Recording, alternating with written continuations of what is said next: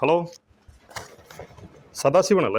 അതെ. சதாசிவன். நான் அபார்ட்மெண்ட் வரேன். என்ன சார்? இது இந்த கதவு ஓபன் பண்ணி மூடக்கூடாது. വായ വെക്കാൻ പാടില്ലേ? இல்ல இல்ல. എന്താ പ്രശ്നം? இது யானை வழித்தடம். മനസ്സിലായില്ല. எலிஃபன்ட் காரிடர், யானை போற வழி. ഇതിലെ இதுல இதுல குட்டி யானை போகும். வெளிய பெரிய யானை போறதுக்கு பக்கத்து வீட்டு கேட் ஓபன் பண்ணி வைக்க சொல்லி இருக்கு.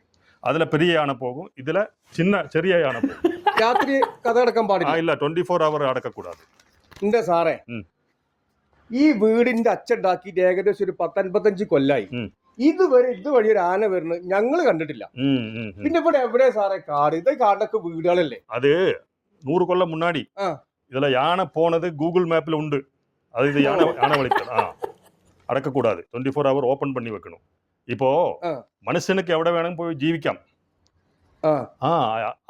യാന എങ്ക പോയി ജീവിക്കും?